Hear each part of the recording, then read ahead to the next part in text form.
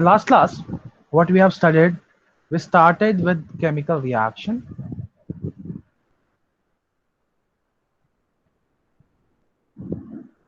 We studied about chemical equation.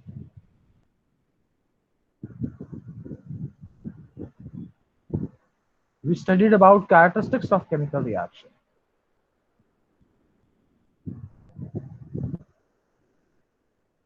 Am I right? Yes, sir. So we have studied all these things in last class. Now, in this lecture, we will be moving forward. But before that, I would like to discuss few things which we haven't studied till. The first word is catalyst. Now, what is catalyst? Anyone who want to answer? And the substances that fastens the chemical reaction is known as catalyst. Okay. Anybody else?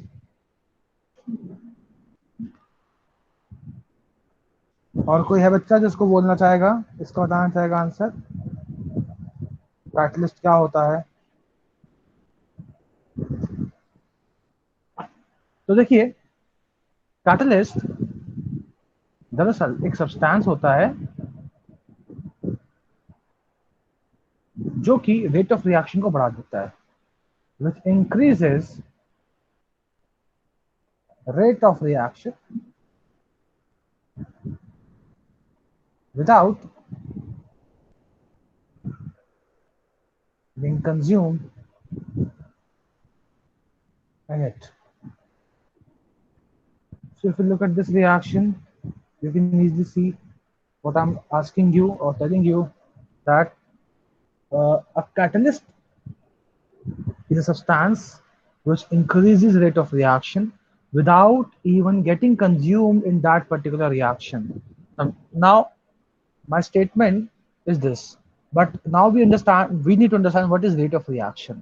When I say rate of reaction, basically I am trying to tell you कि कितने time में कितना product बन गया, या फिर कितने time में कितना रिएक्टेंट यूज अप हुआ. समझ पा रहे हो मैं क्या बता रहा हूँ? Rate of reaction tells you about amount of product formed or amount of reactant decomposed in a particular time. तो कैटलिस्ट करता क्या है? इस चीज को बढ़ा देता है. It does not affects non-spontaneous reaction. Am I audible to all of you? Yes, Yes, sir. sir. तो मैंने आपको ये बोला है पहला पॉइंट कि कैटलिस्ट किसी भी रिएक्शन के रेट को बढ़ा देता है बिना उसमें कंप्लीट खत्म हुए. ठीक है, यानी कि कैटलिस्ट, फॉर एग्जांपल आपके फादर की बात करूं, तो आपके फादर आपको तो पढ़ने के लिए आपकी पढ़ाई का जो एफिशिएंसी है भले वो बढ़ा देते हैं, लेकिन वो खुद नहीं बैठते हैं आपके साथ पढ़ने के लिए. वो बस आपको एक्टिवेट करते हैं कि आप किसी एक पर्टिकुलर टाइम में ज्यादा पढ़ो, या आपको टारगेट देते हैं कि आज शाम तक मुझे चैप्टर कंप्लीट चाहिए. तो जो चैप्टर आप महीनों में खत्म कर रहे थे वो चैप्टर आप अब शायद एक दिन में या कुछ घंटों में ही खत्म कर लें.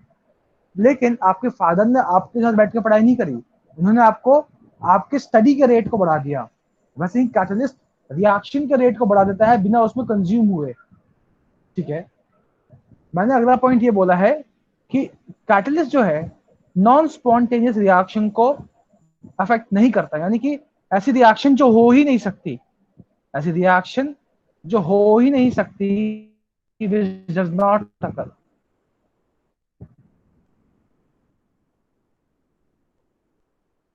Of its own. ऐसी रिएक्शन जो अपने आप हो ही नहीं सकती, जिसको बाहर से एनर्जी देनी पड़ेगी तो ही वो रिएक्शन शो करेगा, ऐसे रिएक्शन में कैटलिस्ट का कोई रोल नहीं होता. समझिएगा, कैटलिस्ट अपनी एक्टिविटी जब भी शो करेगा जब वो रिएक्शन हो रही होगी, जब वो रिएक्शन स्पॉन्टेनियस होगा. समझ पा रहे हो? Yes, sir. आसान भाषा में बोलूं कि एक बच्चा है जो पढ़ता ही नहीं है, उसको तो उसके मम्मी पापा मार ले, पीट ले, धमका ले, समझा ले, प्यार से कुछ भी कर ले, वो नहीं पढ़ेगा। M I right? आपके स्कूल में ऐसे बच्चे भी होंगे जिनके पेरेंट्स साम दाम दंड भेद सब लगा के उसे पढ़ाने की कोशिश करते हैं, पर वो नहीं पढ़ता। Am I right? Yes, sir. Yes sir. Yes sir. तो वहां पे वो बेसिकली जो बच्चा है वो नॉन स्पॉन्टेनियस बच्चा है, यानी कि वो रिएक्शन ही नहीं शो कर रहा, वो कर ही नहीं रिएक्शन। तो कैटलिस्ट या कोई इंसान उस पर्टिकुलर बच्चे को या उस स्टूडेंट को के स्टडी रेट को बढ़ा सकते हैं जो पहले से स्टडी कर रहा हो, जो रिएक्शन ही शो नहीं कर रहा है, उसको कैटलिस्ट क्या बढ़ाएगा? जो पढ़ता ही नहीं है उसको पढ़ाना पॉसिबल ही नहीं है। ठीक है, इट डिपेंड्स कि रिएक्शन कैसी है। अगर रिएक्शन आपका स्पॉन्टेनियस है तो रिएक्शन की रेट को कैटलिस्ट बढ़ा सकता है। अगर रिएक्शन नॉन स्पॉन्टेनियस है तो कैटलिस्ट उस रिएक्शन को नहीं करवा सकता, रिएक्शन में चेंजेस कर सकता है, रिएक्शन के रेट को चेंज कर सकता है कैटलिस्ट। ऐसी रिएक्शन जो नहीं हो सकती उसको नहीं करवा सकता कैटलिस्ट। आसान भाषा में समझाने की कोशिश की आप सभी को, बहुत सारा एग्जाम्पल है पेरेंट्स वाला, तो आप सभी इस बात को समझ ही पा रहे होंगे मैं क्या कहना चाह रहा हूँ। अच्छा, अब हम बात करते हैं कैटलिस्ट काम कैसे करता है, वो एक्चुअली होता क्या है। Will try to decode that कि कैटलिस्ट कैसे काम कर रहा है। देखो होता क्या है, हर रिएक्शन ग्राफ होती है। देखो अब ये रिएक्टेंट स्टेट होगा, ये रिएक्टेंट का स्टेट है, यहाँ पे उस रिएक्टेंट की एनर्जी इतनी है। जब रिएक्शन होगा तो उसको इस पर्टिकुलर अमाउंट तक की एनर्जी चाहिए होती है। ठीक है, ये एनर्जी टाइम का ग्राफ है अगर, तो इस पर्टिकुलर अमाउंट की एनर्जी चाहिए। और ये आपके प्रोडक्ट की एनर्जी है, जो आप देख सकते हैं कि प्रोडक्ट की एनर्जी कम है किसके मुकाबले, रिएक्टेंट के मुकाबले। ऑब्वियसली बात है कम भी होनी चाहिए, क्योंकि प्रोडक्ट ज्यादा स्टेबल है अगर तो उसकी एनर्जी कम ही होगी। अगर प्रोडक्ट की एनर्जी स्टेट ज्यादा होगी तो वो अनस्टेबल होगा। Am I right? Yes sir. Right, sir. Please तो एक्सप्लेन अगेन। बेटा मैंने एक चीज बोली है, मैंने बोला है कि सपोज ए प्लस बी रिएक्ट कर रहा है, या फिर ऐसे बोल लो ए आपको बी दे रहा है, ये रिएक्शन है आपकी। ठीक है, तो मैं ये कह रहा हूँ कि जो रिएक्टेंट है आपका और ये आपका प्रोडक्ट है, इन दोनों का एनर्जी होगा ना अपना अपना। तो मैं ये बोल रहा हूँ ये ए की एनर्जी है, ये बी की एनर्जी है। आप कह रहे हो सर ए बी में कन्वर्ट हुआ, इसका मतलब क्या बी क्या है, ज्यादा स्टेबल है। ज्यादा स्टेबल कब होगा, उसकी एनर्जी कम होगी। तो आप देख सकते हो बी की एनर्जी कम है, ए की एनर्जी ज्यादा है। तो ये जो आप ये यस। गैप देख रहे हो ना, ये सारा गैप, इस एनर्जी को कम करने का काम करता है कौन, आपका कैटलिस्ट। कैटलिस्ट क्या करता है, एक छोटा पाथवे तैयार करता है, यानी कि कम एनर्जी रिक्वायरमेंट हो ऐसा पाथ तैयार करता है वो अपने रिएक्शन के लिए, और कम एनर्जी में ही रिएक्शन को करा देता है। आसान भाषा में समझो, सपोज एक दीवार है, ठीक है, और ये आप हो, और आपको कूदना है यहाँ से। तो ऑब्वियसली बात है अगर ये 6 फीट की दीवार है तो आपको ज्यादा एनर्जी लगेगी, लेकिन अगर मैं इसी दीवार को आधा कर दूं, 3 फीट कर दूं, तो कम एनर्जी लगेगी ना कूदने में अब। Yes sir. Yes sir. तो कैटलिस्ट यही करता है, वो दीवार को इसने आधी कर दी ताकि आराम से वो आप कूद पाओ, यानी कि आराम से रिएक्शन हो जाए, कम एनर्जी में ही रिएक्शन हो जाए। अब कैटलिस्ट को हम यूज क्यों करते हैं, बेसिकली हमारे प्रोडक्ट के फॉर्मेशन के रेट ऑफ फॉर्मेशन को बढ़ाने के लिए। देखो होता क्या है, इससे एक अच्छा एग्जांपल निकल के आता है हेबर्स प्रोसेस का।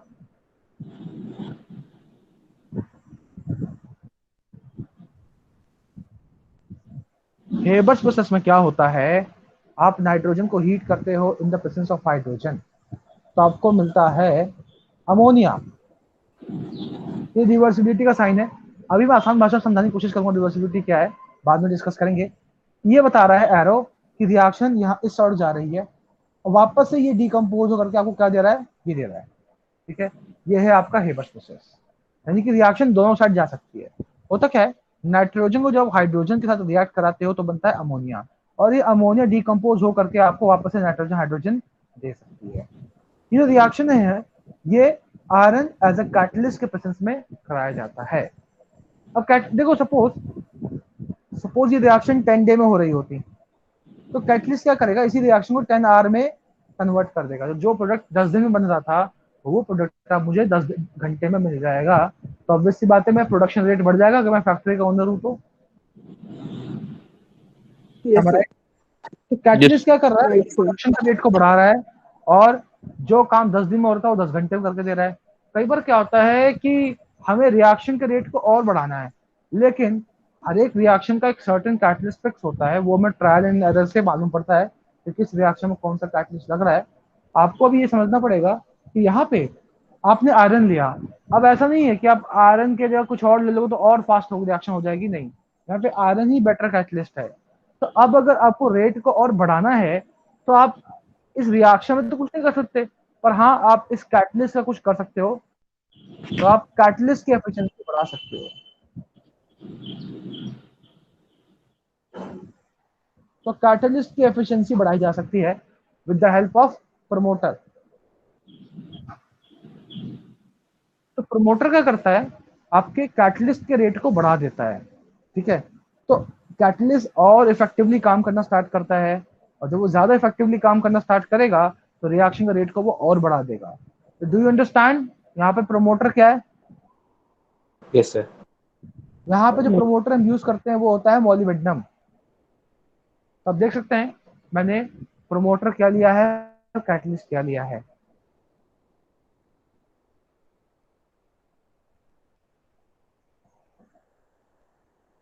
किसी को यहाँ तक डाउट है क्या? No sir. No, sir. No, sir. Please take a screenshot of this.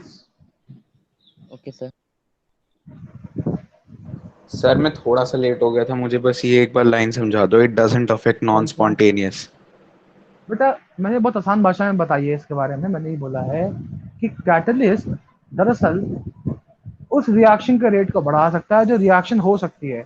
जो रिएक्शन हो ही नहीं सकती, कैटलिस्ट ऐसा नहीं कि उस रिएक्शन को भी करवा देगा। जो रिएक्शन ऑलरेडी चल रही है उसी के रेट को बढ़ा सकता है, और जो रिएक्शन चल ही नहीं रही है उसका वो कुछ नहीं कर सकता।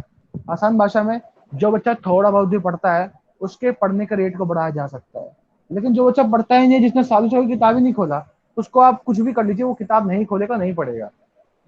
am I right? Okay sir. Yes. Sir Yes. Sir आपने ये एफी आयरन के बराबर में ये क्या लिखा है, एमओ? मॉलिबेडनम बेटा, ये भी एक एलिमेंट है, आयरन की तरह ये भी एक एलिमेंट है। अच्छा सर।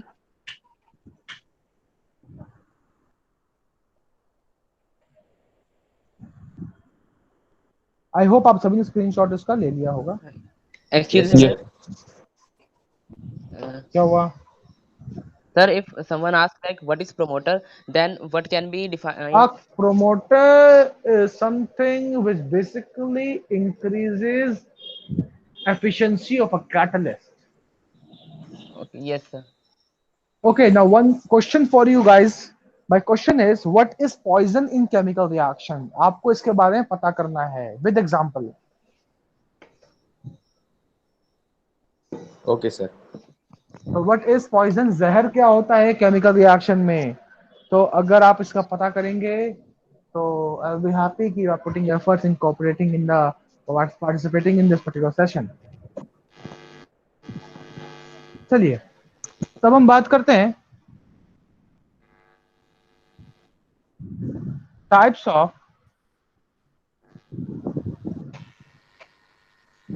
Chemical reaction.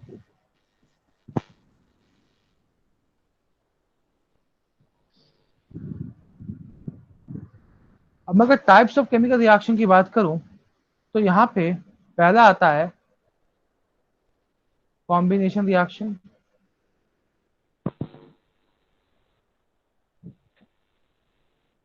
दूसरा आता है, अच्छा ये बता दूं मैं, ये आपका केस 1 है, type of chemical reaction case 1 discuss कर रहे हैं हम। फिर आता है डीकम्पोजिशन रिएक्शन,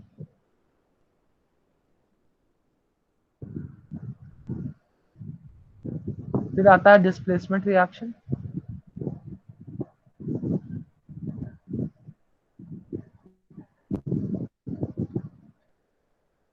फिर आता है आपका डबल डिस्प्लेसमेंट रिएक्शन,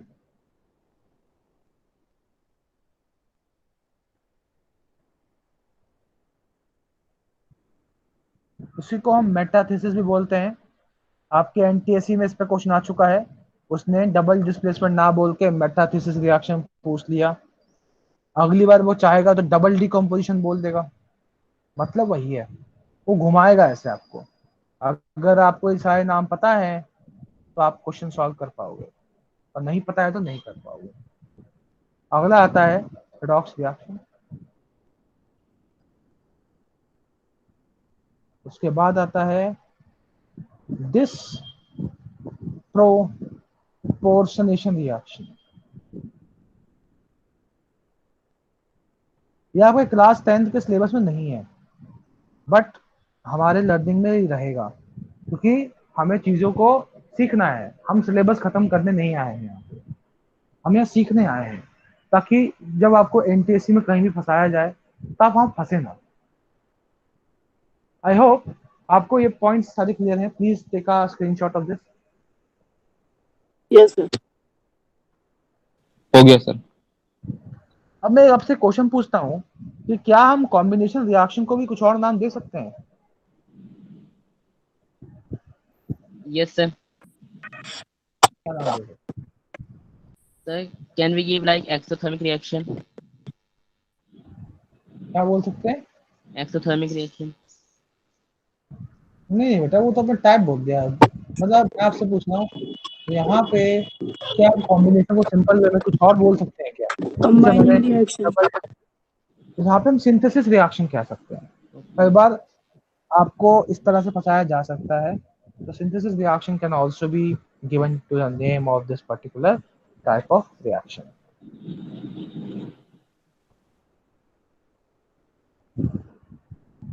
चलिए, ओके सर। तो अब हम बात करते हैं कॉम्बिनेशन रिएक्शन।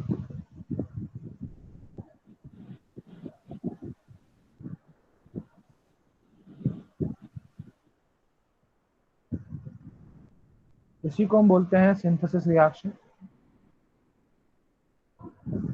क्या होता है सिंथेसिस रिएक्शन में? The reaction in which two or more substance combines to get a single product, a single compound भी बोल सकते हो और प्रोडक्ट बोल सकते हो। It's called combination reaction। मैं आरएक्शन लिख रहा हूँ, आप पूरा ही लिखेंगे जब भी नोट्स में आएंगे। आप शॉर्टकट यूज ना करें, क्योंकि मेरे को पढ़ा समझाना है आपको। लेकिन आपको जब, अगर आप अभी से ऐसे शॉर्टकट्स के हाथ डालेंगे तो आपको दिक्कत होगी बाद में। फिलहाल अभी जो मैं समझना है, मैंने जो बोला है टू और मोर सब्सटेंस, अगर आपने ध्यान दिया हो मेरी लैंग्वेज में, तो मैंने बहुत क्लेवरली चीज़ों को क्लैरिफाई करने की कोशिश की है। कैसे? मैंने अपने आप को बचाया है। कैसे बचाया है? मैंने बोला है दो या दो से ज्यादा सब्सटेंस, लेकिन जब बन रहा है वो सिंगल कंपाउंड ही बन रहा है। तो यहाँ जो सब्सटेंस मैंने बोला है दो या दो से ज्यादा, वो आपके एलिमेंट भी दोनों एलिमेंट हो सकते हैं।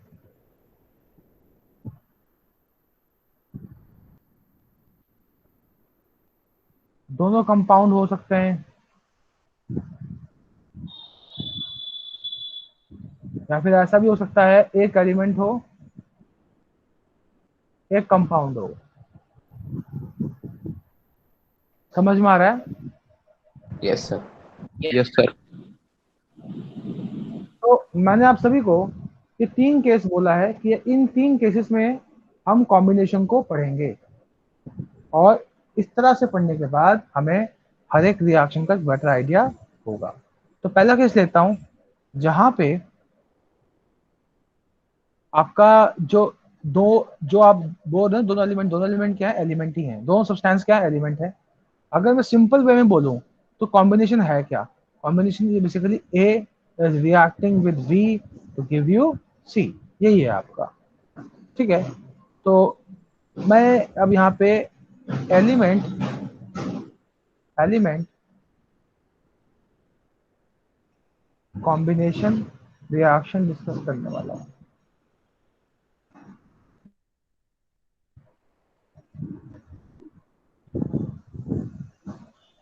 अब होगा क्या, देखिए हाइड्रोजन की रिएक्शन होगी वाटर से, तो क्या मिलेगा, H2O। ये भी एलिमेंट है, ये भी एलिमेंट है, ये क्या है, कंपाउंड है। am I right? Yes sir. Yes, sir. H2 की रिएक्शन आप I2 से कराओगे तो क्या मिलेगा, HI मिलेगा। Element element compound. सोडियम की रिएक्शन क्लोरीन से कराई जाए तो मिलेगा NaCl। H2 plus Cl2 gives you HCl. Fe plus S gives you FeS. So in these reactions you can see one thing which is very clear, that two elements are combining with each other and giving you what? Compound sir. Compound. Single compound. Beautiful observation by you guys, that two elements are combining with each other and give you a single compound. And एक और example लिख सकते हो आप, C plus O2 gives you CO2, S plus O2 gives you SO2. You can see very easily here that how elements are combining to give you compound. This is element-element combination reaction.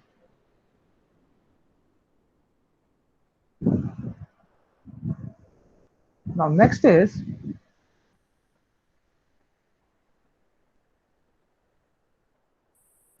element compound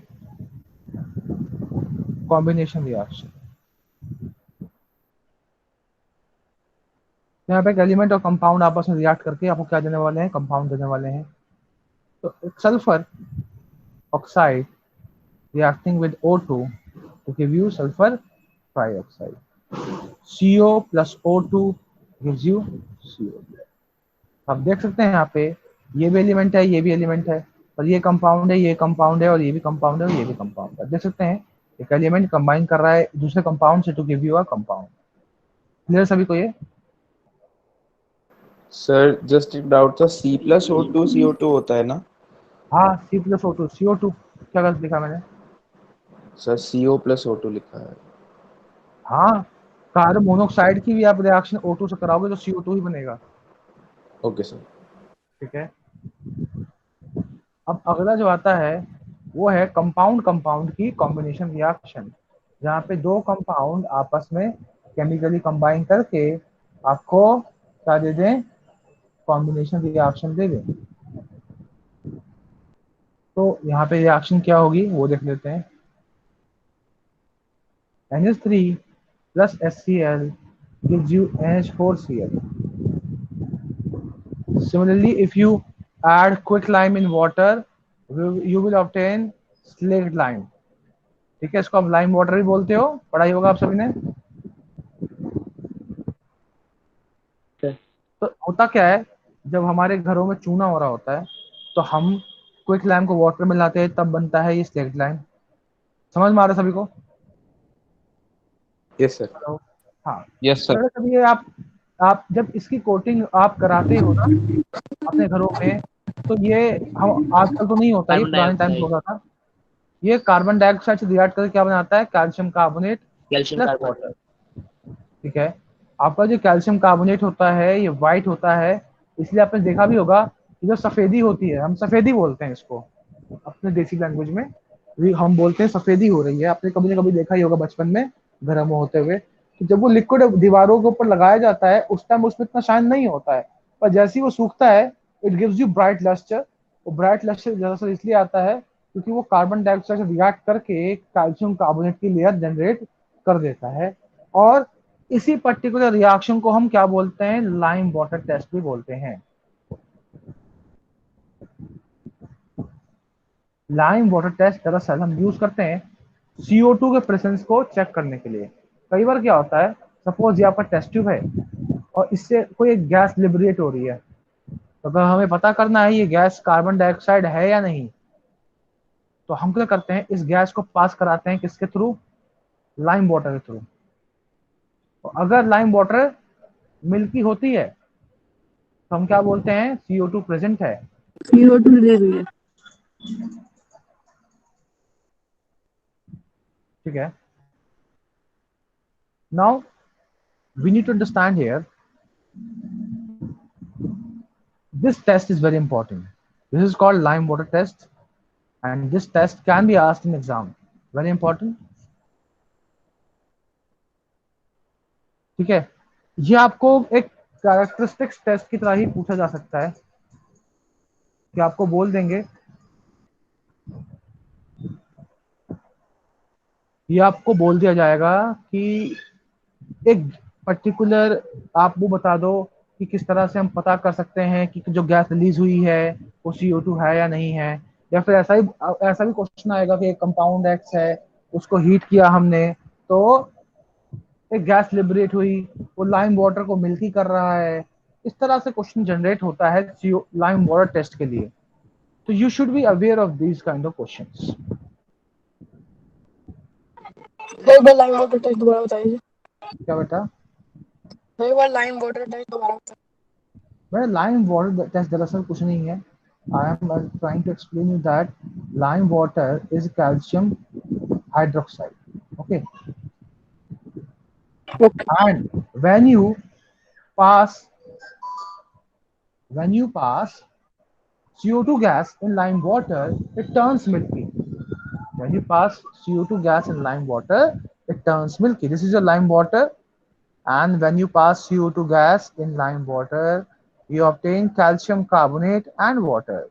This white PPT, this white PPT in solution is called milky solution. And just because of formation of this white PPT, you are saying that lime water turned milky.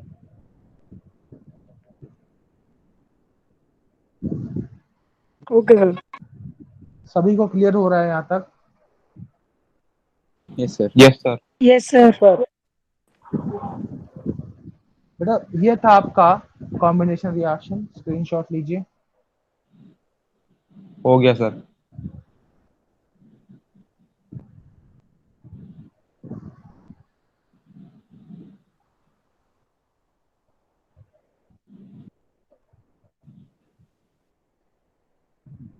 सभी को हो गया?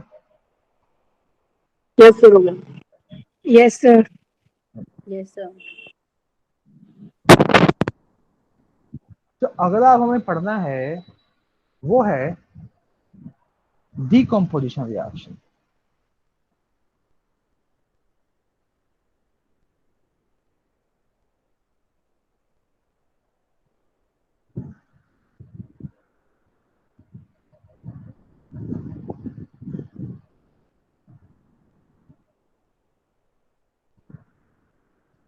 अब decomposition का मतलब क्या है?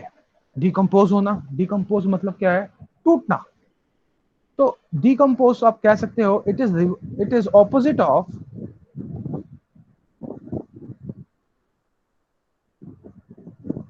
Combination reaction.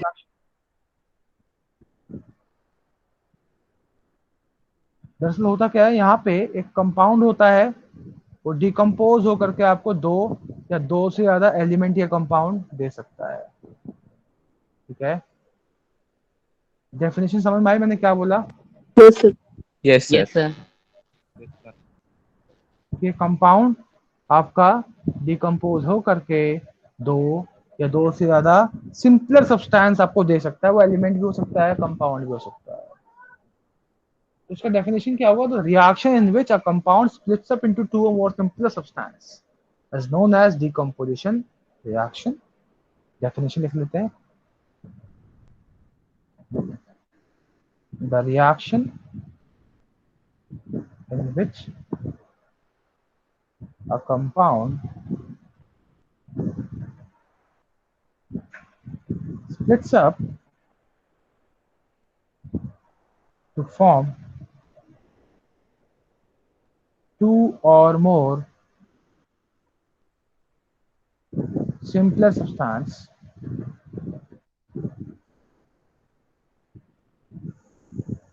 is called decomposition reaction.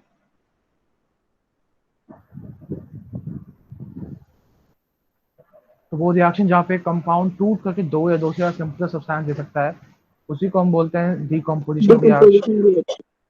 Now this decomposition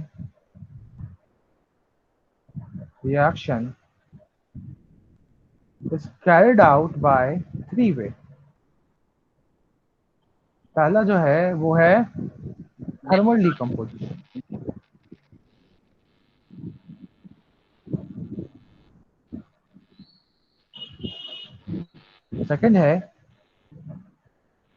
second कौन सा होगा, इलेक्ट्रोलाइटिक डिकम्पोजिशन,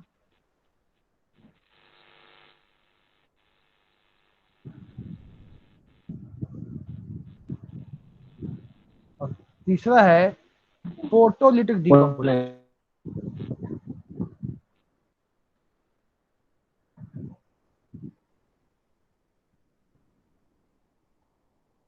आप सभी को यहां तक क्लियर है? Yes, sir. Yes, sir. आप सभी screenshot Yes, sir. Yes, sir.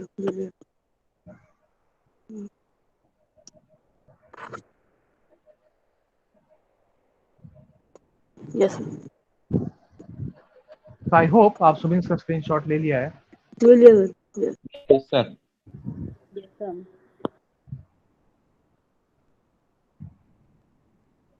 चलिए, तो अब हम बात करते हैं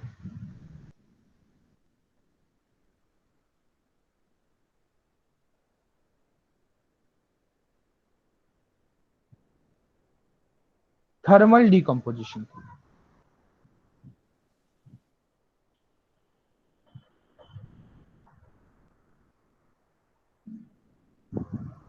ओके, तो थर्मल डिकम्पोजिशन का मतलब क्या है?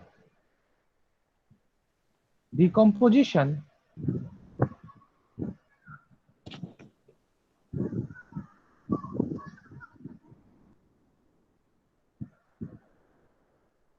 carried out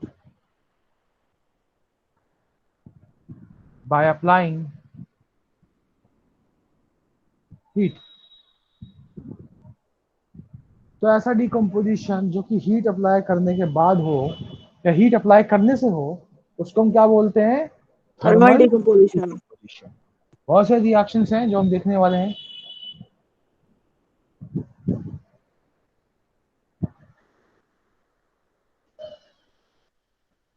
ओके, पहला आता है this is your limestone.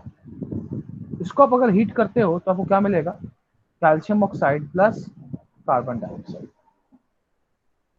Solid solid gas, gas will go upward. अब देख सकते हैं यहाँ पे कि किस तरह से आपने जब कैल्शियम कार्बोनेट को हीट किया तो आपको क्विकलाइम और कार्बन डाइऑक्साइड गैस मिला। पोटेशियम क्लोरेट की बात करूं मैं, अगर इसको भी अगर आप हीट करोगे MnO2 के प्रेजेंस में, जो कि एक कैटलिस्ट है, तो आपको मिलेगा KCl प्लस O2। अच्छा, आप सभी ये ध्यान रखें कि मैंने अभी तक बैलेंसिंग नहीं सिखाई है आप सभी को। तो बैलेंसिंग मैं आपको ये सारे रिएक्शंस करवाने के बाद बताऊंगा, ताकि आप सारे रिएक्शंस पे प्रैक्टिस कर सकें बैलेंसिंग। तो क्या आपको लगता है कि ये मेरा अप्रोच सही है? एकदम सही सर। देखो, बैलेंसिंग पहले सिखाने कोई मतलब नहीं है। पहले आप बच्चों को केमिकल रिएक्शन से रूबरू कराओ, फिर बच्चा अपने आप वो सारे रिएक्शंस खुद बैलेंस करे, तो है मजा, है कि नहीं? सिमिलरली लेड नाइट्रेट की बात करूं, अगर आप लेड नाइट्रेट को हीट करते हो तो आपको मिलता है lead oxide plus nitrogen dioxide plus O2, and it's very important reaction. यहाँ पे जो ये लेड ऑक्साइड बनता है, this is a yellow residue form, ठीक है, and this gives you brown fumes. अब इसमें 5 मार्क्स का या 3 मार्क्स का क्वेश्चन बन सकता है। कैसे बनता है क्वेश्चन? अब बोलेगा एक अननोन कंपाउंड X है जिसको मैंने हीट किया तो येलो कलर का एक रेसिड्यू मिला, वो Y है, और एक गैस मिली जो ब्राउन फ्यूम दे रहा था, वो Z है, और एक और गैस मिली U।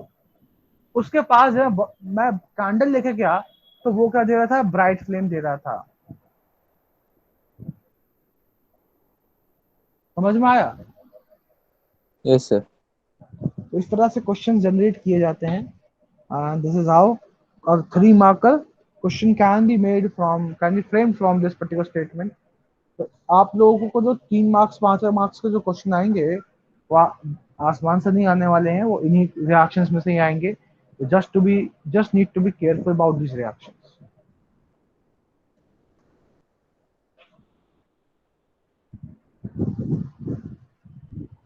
अगला जो है डिकम्पोजिशन रिएक्शन, वो है फेरस सल्फेट क्रिस्टल। जो आपका फेरस सल्फेट क्रिस्टल्स होते हैं, ध्यान से सुनिएगा, जब मैं फेरस सल्फेट क्रिस्टल कहता हूं तो मैं इसकी बात कर रहा हूं, वाटर मॉलिक्यूल के साथ। ये कैसा होता है? ग्रीन होता है। अगर आप इसकी माइल्ड हीटिंग करोगे तो आपको मिलेगा ferrous sulphate plus water molecule, और ये वाटर मॉलिक्यूल सारे छोड़ देगा और ये व्हाइट सॉल्ट की तरह दिखेगा। पहले ग्रीन था, व्हाइट हो गया। अगर आप इसकी फर्दर स्ट्रॉन्ग हीटिंग करते हैं, हाँ तो बोलो।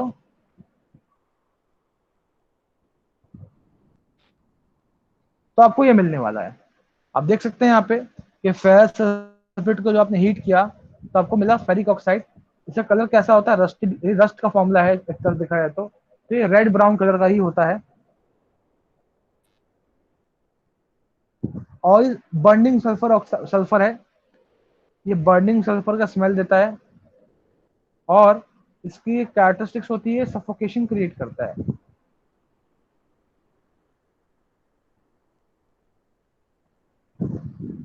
अब इसमें 5 मार्क का क्वेश्चन बन सकता है कि नहीं बन सकता है? बताओ। Hello hello, Yes, sir. Yes, sir. Do you think कि इसमें 5 मार्क्स से सवाल बनाया जा सकता है? Yes, sir. कैसे बनाया बनेगा? जा सकता green crystal x on mild heating gives you a white salt, which on further heating gives another red brown compound Z, and the gases evolved causes suffocation and gives smell of burning sulfur. Identify X, Y, Z, and the gases evolved causing suffocation. And this is how questions can be framed. Maybe it doesn't mention it's a burning sulfur, just say it's a causing suffocation. इस तरह से सवाल घुमाने की कोशिश की जाएगी और आपको उसे आंसर करना पड़ेगा।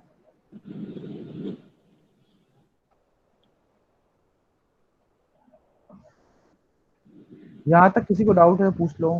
No, sir. No, sir. सभी का क्लियर है? Yes, sir. Yes, sir. Yes, sir. Sir पूछना है क्या बेटा? सर, माइल्ड हीटिंग क्या होता है? माइल्ड हीटिंग का मतलब है हल्का हल्का हीट करना। Thank you sir. क्या बेटा?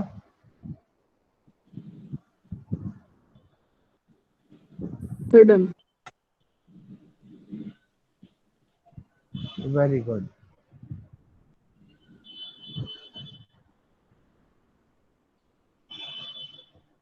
चलिए अब हम आगे बढ़ते हैं।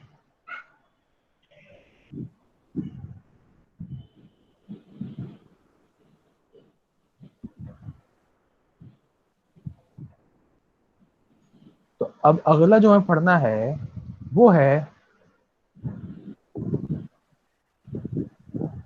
Electrolytic decomposition.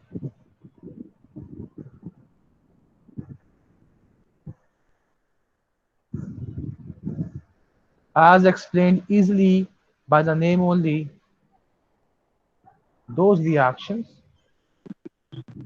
in which decomposition is carried out by the help of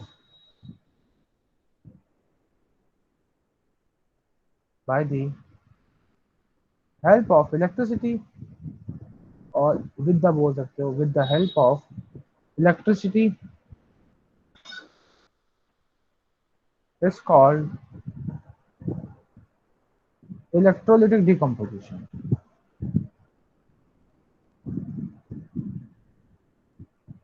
तो ऐसी रिएक्शन जहां पे किसी कंपाउंड को बिजली की मदद से हम डिकम्पोज कर सकते हैं उसको हम बोलते हैं electrolytic decomposition.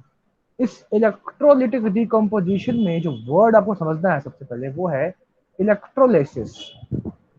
Electro plus lysis becomes electrolysis. इस वर्ड को हम फर्दर डिकोड करें तो ये आपको बता रहा है कि इलेक्ट्रो मतलब इलेक्ट्रिसिटी की मदद से, लाइसिस मतलब ब्रेक करना। So when you break with the help of electricity, this is called electrolysis. Any doubt in this? No, sir. No, sir. Okay. Now, No, sir. Okay. मैं आपको एक चीट कोड दे रहा हूँ। वाई सिटी सभी ने खेला ही होगा वीडियो गेम्स से चीट कोड्स होते हैं, वैसे यहाँ भी चीट कोड है। Yes, sir. पहला चीट कोड है रेड कैट और दूसरा है एनॉक्स।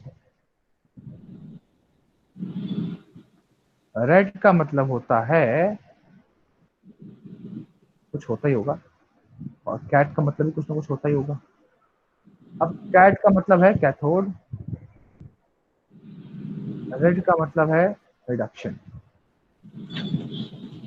रिडक्शन हमेशा कहाँ होती है? कैथोड पर। दुनिया इधर की उधर हो जाए ये कभी चेंज नहीं होगा, रिडक्शन हमेशा कैथोड पे होती है। और ऑक्सीडेशन कहाँ पे होती है? एनोड पर। Very good. And positive and negative. Oxidation at anode. So these are basic cheat codes which we need to understand before understanding electrolysis. कि सर रिडक्शन कहाँ इससे होता है, ऑक्सीडेशन सर कहाँ होता है। हाँ इसमें से बोलो। क्वेश्चन क्या बन सकता है? अभी तो मैंने कुछ पढ़ाया ही नहीं है, अभी तो पढ़ो फिर बात करेंगे क्वेश्चन की। अब हमें ये समझना पड़ेगा कि रिडक्शन क्या होता है, ऑक्सीडेशन क्या होता है ना। जब हम इलेक्ट्रोलाइसिस की बात कर रहे हैं तो इलेक्ट्रोलाइसिस के टर्म में रिडक्शन का मतलब होता है गेनिंग ऑफ इलेक्ट्रॉन। इसके बारे में हम डिटेल स्टडी करेंगे और रिडॉक्स रिएक्शन में। दरअसल ये इलेक्ट्रॉन ट्रांसफर कंसेप्ट है जो बोलता है इलेक्ट्रॉन को गेन करने को हम बोलते हैं रिडक्शन, एंड ऑक्सीडेशन किसको बोलते हैं? Losing of electron.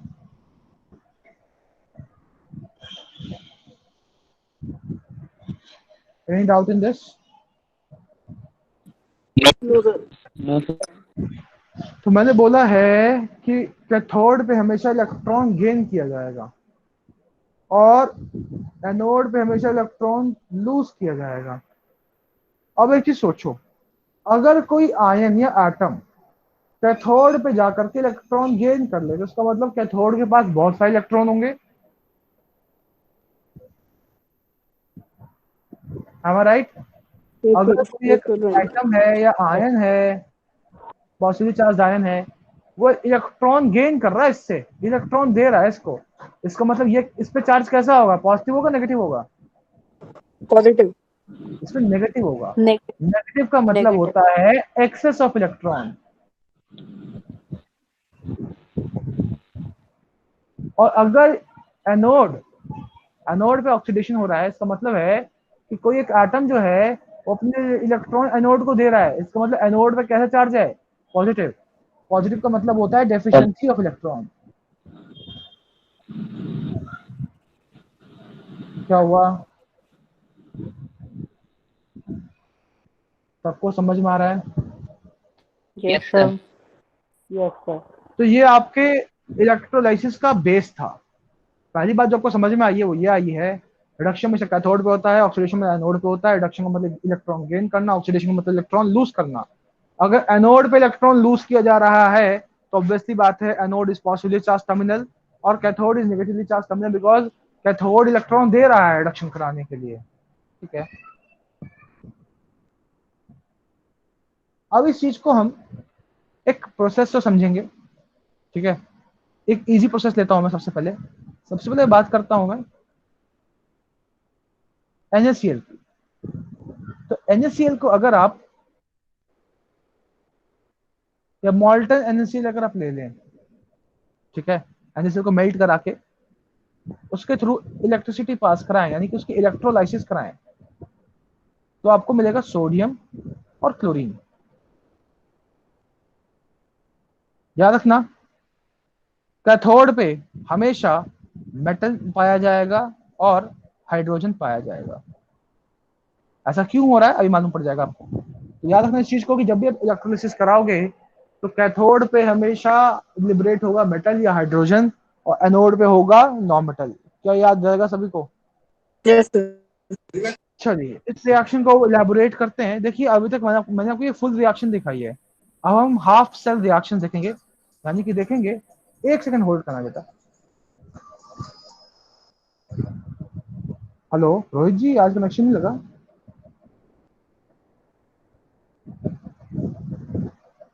अच्छा जी,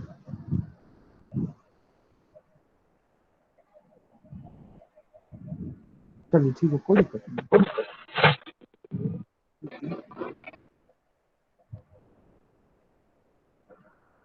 आप इसको करवाइए, पहले पेमेंट कहीं जाएगी आपकी। मैं समझ रहा हूँ आपकी बात, आप एक बार करवा दीजिए क्योंकि मुझे भी अरेंज करनी पड़ेगी ना ये चीज। हाँ, पर आपको हो जाएगा, आप उसका इंस्टॉलेशन करवा दीजिए, मैं आपको करवा दूंगा, उसकी कोई टेंशन नहीं।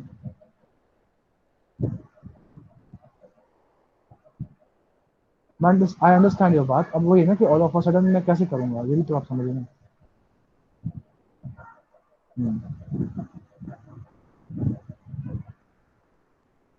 ठीक है, thank you so much. Hello, repeat कर दीजिए।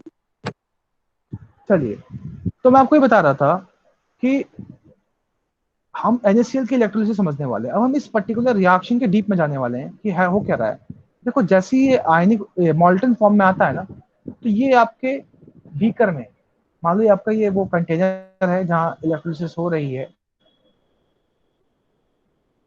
और ये आपके इलेक्ट्रोड्स हैं, ठीक है। याद रखना हमेशा छोटे वाला क्या होता है, कैथोड, Cathode. और बड़े वाला क्या होता है, Anode. Yes. So this is positive anode and this is negative. This is cathode.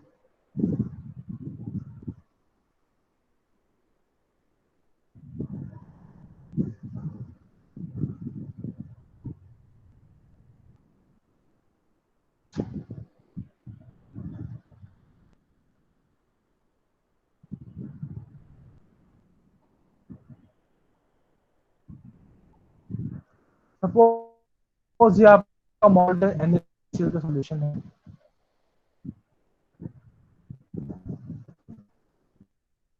जो सॉल्यूशन है। अब क्या होगा,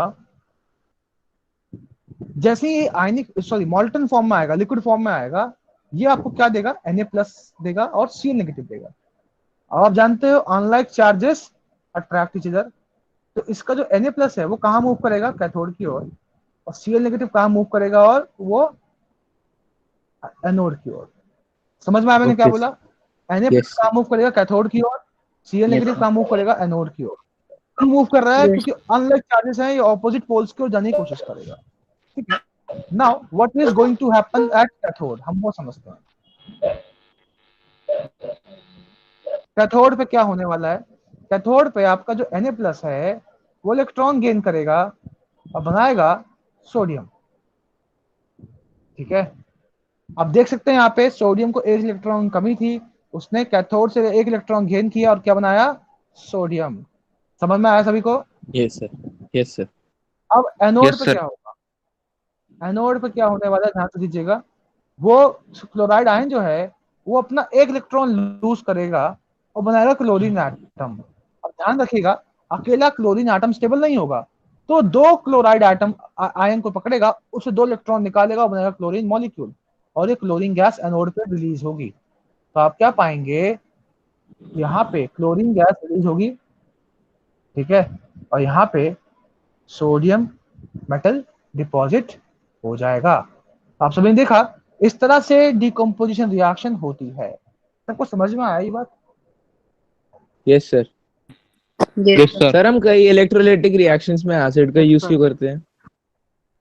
बताऊंगा बेटा। पहले आप मैंने देखो अभी तो आपको बेसिक समझाया है, अभी मैं आपको वाटर के जो समझाऊंगा ना तब मैं आपको बताऊंगा इलेक्ट्रोलाइटिक में हम क्यों ऐड कर रहे हैं।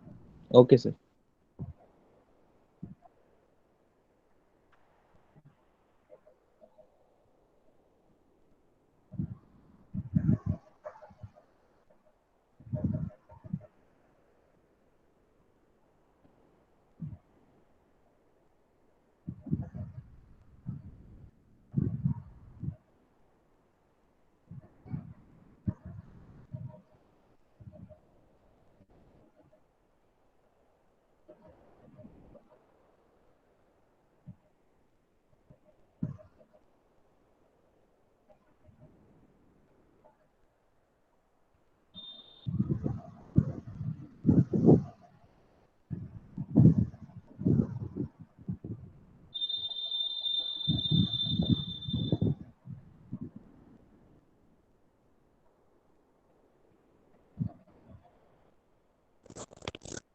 सभी नोट कर लिया?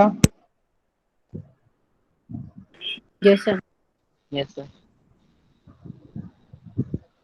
कर लिए सर। Very good. चलिए तो अब हम समझते हैं वाटर की इलेक्ट्रोलिसिस।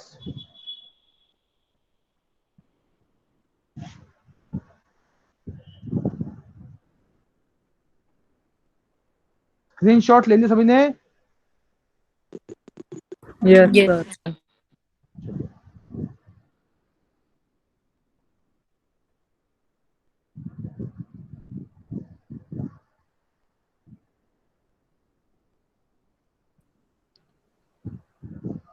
तो अगला हमें समझना है वो है इलेक्ट्रोलिसिस ऑफ वाटर।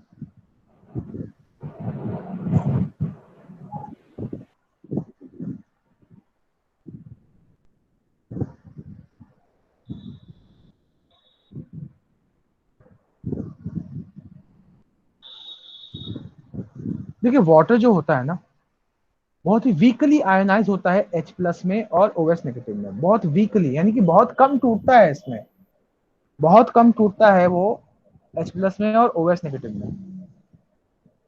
ठीक है।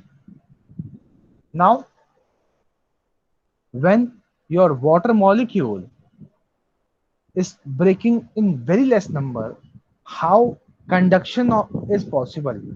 Because the number of ions are very less. Do you get my point? What I try to tell you? Yes sir getting. तो हम क्या करते Sir, please हैं again. इसमें? हाँ बेटा क्या हुआ? Sir, please again. मैंने ये बोला है ये वीकली डिसोसिएट होता है बेटा। जब मैं बोल रहा हूँ वीकली डिसोसिएट तो मतलब बहुत कम H प्लस और OS नेगेटिव इस वाटर से आपको मिलता है। तो इसमें आयंस की प्रेजेंस बढ़ाने के लिए हम क्या करते हैं? एसिड ऐड कर लेते हैं, जैसे कि H2SO4 ऐड कर लिया तो यहाँ पे आपको ज्यादा आयंस अब मिल पाएंगे। ज्यादा आयंस होगा, ज्यादा आयंस होंगे तो ज्यादा मोबिलिटी बढ़ जाएगी आयंस की, तो कंडक्शन इजिली हो पाएगा। समझ में आया why we add Yes, acid? sir. Yes sir. यानी सर क्या ऐसे एक Yes, स्टैंड, sir. आप सभी यहाँ पे एक स्टैंड देख सकते हो। मैंने एक 6 वोल्ट की बैटरी से आपके कैथोड को और एनोड को कनेक्ट किया हुआ है। आप देख सकते हैं आपका जो कैथोड है वो नेगेटिवली चार्ज है, आपका जो एनोड है वो पॉजिटिवली चार्ज है। यहाँ पे स्विच लगा हुआ है, आप देख सकते हैं स्विच लगा हुआ है, ब्लड है। एक सेकंड रुकिए, मैं बैटरी इमेज चेक करने की कोशिश करता हूँ अगर मिल जाए। सर एसिड के आने से आयंस कैसे बढ़ गए? क्या बेटा? सर एसिड जैसे आपने डाला है तो सर इसके आयंस बढ़ गए। आपकी आवाज नहीं आ रही, आपकी आवाज बहुत कम आ रही है, जोर से बोलिए। सर आपने सर जो एसिड डाला है इसमें इसमें आयंस की फॉर्मेशन ज्यादा हो गई सर, तो कोई रीजन है? आपकी आवाज बेटा बाकी कोई सुन सकता तो मुझे बता दो क्या सर बोल रहा है ये। ये कहना चाह रहे हैं कि मतलब एसिड के डालने से आयंस की प्रेजेंस कैसे बढ़ जाती है? बेटा एक चीज बताना, ये एक स्ट्रॉन्ग एसिड है तो ये आपको 2H प्लस देगा और SO4 2 नेगेटिव देगा। बहुत सारे आयंस आ गए ना अब, यस और सर ये ओके। सेमी तो है ion. Understood? Okay yes sir understood. चलिए अब हम बात करते हैं कार्बन रॉड की। अब देख सकते हैं यहाँ पे मैंने 2 कार्बन रॉड यहाँ पे लगाए हुए हैं, इसमें रबर कॉक में ये 2 कार्बन के रॉड मैंने लगा दिए। और ये आपका ये पर्टिकुलरली एक ग्लास बॉटल है जो कनेक्टेड है यहाँ पे, एंड मैंने आपको इन्वर्टेड टेस्ट ट्यूब्स यहाँ पे दे दिए हैं। ठीक है, अब मैंने क्या किया, उस इन्वर्टेड टेस्ट ट्यूब्स में ना पानी भरा और इन्वर्ट अंगूठे से दबा के रखा और उसको उल्टा करके लगा दिया। समझ रहे हो, ये आपका टेस्ट ट्यूब है, इसमें मैंने अंगूठा दबा के पानी भरा हुआ है, मान लो मेरा अंगूठा है दबाया हुआ है, उसको इस तरह से लगाया कि यहाँ पे रखा, कि रखने के बाद मैंने अंगूठा हटाया। तो पहले क्या था, इसमें पूरा पानी फुल था, यहाँ तक इसमें भी पानी था और यहाँ तक इसमें भी पानी था। क्या ये क्लियर है सभी को? Yes sir. Yes, sir. Yes, sir. अच्छा, अब देख सकते हैं यहाँ पे कि इस पर्टिकुलर ग्लास बॉटल को इसने स्ट्रांगली होल्ड किया हुआ है। यहाँ पे ये कनेक्टेड है, ये टेस्ट ट्यूब किससे कनेक्टेड है, कैथोड से, ये किससे कनेक्टेड है, एनोड से। ठीक है, जैसे आपने स्विच ऑन किया इलेक्ट्रोलिसिस स्टार्ट होगी। ये पाया गया कि यहाँ पे एक गैस बनी जो कि आधी थी इसके मुकाबले, यानी कि ये जो यहाँ गैस बन रही है that is double the volume the gas formed here. तो अगर यहाँ पे 1 वॉल्यूम गैस बनी है तो यहाँ पे 2 वॉल्यूम की गैस बनी है। Okay sir. ठीक है, इस अभी हमें रिएक्शन को समझना पड़ेगा। ऐसे तो आपने देख लिया, but now we will have a better idea reaction होने के वाली है। पहले तो हम बात करते हैं कैथोड पे क्या होगा, है ना। कैथोड पे क्या होने वाला है, this will give you a better idea. देखो, आपको पता है वाटर मॉलिक्यूल है, कैथोड में हमेशा क्या होता है, रिडक्शन होता है। तो जो वाटर मॉलिक्यूल है वो ये इलेक्ट्रॉन गेन करेगा 2 और बनाएगा hydrogen gas and hydroxide ion. मैंने बैलेंस किया हुआ है, हालांकि बैलेंसिंग मैं आपको सिखाऊंगा, पर यहाँ रिएक्शन को मैंने बैलेंस करके पेश किया है ताकि आपको बेटर क्लैरिटी आए। तो अब आप यहाँ देख सकते हैं कि किस तरह से वाटर ने 2 इलेक्ट्रॉन गेन किया just because of electricity is being passed, और इसने हाइड्रोजन गैस रिलीज करी। क्या ये क्लियर है सभी को? Yes sir. Yes, sir. Yes, sir. तो यहाँ जो हाइड्रोजन गैस आई है वो कैसे आई, आप सभी को समझ में आया। अब ऑब्वियस सी बात है, यहाँ अब हम बात करते हैं एनोड पे क्या होने वाला है। अब एनोड पे बेसिकली क्या होगा, जो हाइड्रोक्साइड आयन बना है वो आपका ऑक्सीडेशन शो करेगा। एक सेकंड, हैंग हो रहा है। जो आपका हाइड्रोक्साइड आयन है ये आपका वाटर में कन्वर्ट होगा, प्लस ऑक्सीजन देगा, प्लस 2 इलेक्ट्रॉन देगा। ठीक है, तो आप देख सकते हैं यहाँ पे इस तरह से हाइड्रोजन गैस बना है। देखो ध्यान से देखिएगा, अगर हाइड्रोजन गैस 1 वॉल्यूम है तो यहाँ पे कितना, हाफ है। अगर मैं इस पूरे को 2 से मल्टीप्लाई कर दूं तो क्या बन जाएगा, ये 4s2o plus 4 electron gives you 2s2 plus 4OH negative. और ये इसको भी 2 से मल्टीप्लाई कर दो पूरे को, तो 4OH negative gives you 2s2o plus 1O2 plus 4 electron. तो ये 2 आपके रिएक्शंस हैं, रिएक्शन 1, रिएक्शन 2। ये कैथोड पे हो रहा है, ये एनोड पे हो रहा है। ठीक है, यहाँ पे आप देख सकते हैं ये आपका कहाँ रिलीज हो रहा है, कैथोड पे, और ये आपका रिलीज हो रहा है कहाँ पे, एनोड पे। अगर ये 2 वॉल्यूम है तो ये 1 वॉल्यूम है। सबको समझ में आया ये? सर नहीं, थोड़ा कंफ्यूजन है। हाँ बेटा, पूछो क्या डाउट है। तो इसमें ये वाला जो नीचे हेलो एनोड वाला रिएक्शन समझा दीजिए। बेटा, एनोड पे क्या होना चाहिए पहले तो आप ये बताओ। सर पॉजिटिव, नहीं, एनोड पे क्या होना चाहिए, रिडक्शन होना चाहिए, ऑक्सीडेशन होना चाहिए? देखो हमारे पास वाटर मॉलिक्यूल था, समझिए ना, हमारे पास वाटर मॉलिक्यूल था और वाटर मॉलिक्यूल का क्या हुआ, कैथोड पे रिडक्शन हुआ, और रिडक्शन के कारण उसने हाइड्रोजन गैस और हाइड्रोक्साइड आयन फॉर्मेशन किया। am I right? Yes sir. अब अगर आप ऑक्सीडेशन देखें तो ऑक्सीडेशन में क्या हो रहा है, वही हाइड्रोक्साइड आयन जो है इलेक्ट्रॉन वो शो कर रहा है लूजिंग ऑफ इलेक्ट्रॉन। तो 4 हाइड्रोक्साइड आयन जो है यस सर। वो इलेक्ट्रॉन लूज कर रहा है, 4 इलेक्ट्रॉन लूज कर रहा है और बना रहा है वाटर और ऑक्सीजन गैस। Yes sir. समझ में आया आप सभी समझ को? में आ गया। Yes sir. बस आपको इस तरह से लेना है कि जो आपका कैथोड है वो हमेशा रिडक्शन शो करेगा, और रिडक्शन का मतलब होता है losing of gaining of electron. तो वहां पे आप देख सकते हैं वाटर मॉलिक्यूल ने क्या किया है, 2 इलेक्ट्रॉन गेन किए और बनाया हाइड्रोजन गैस और हाइड्रोक्साइड आयन, और उसी हाइड्रोक्साइड आयन ने इलेक्ट्रॉन लूज कर वापस से वाटर और ऑक्सीजन गैस बनाया। बाद में तो उसको बैलेंस किया है मैंने बस।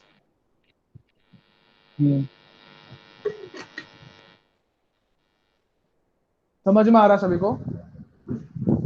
Yes, sir. अदर स्टूडेंट्स, मैं चैट बॉक्स देना चाहता हूँ, please comment on chat box if you are facing any issue.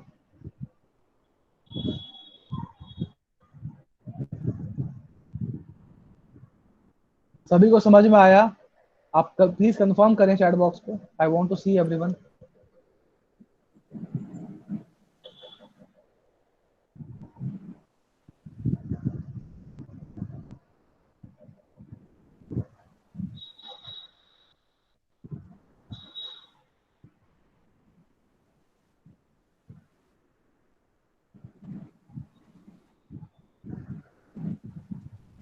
That's great, I am happy आप लोगों को समझ में आ रहा है।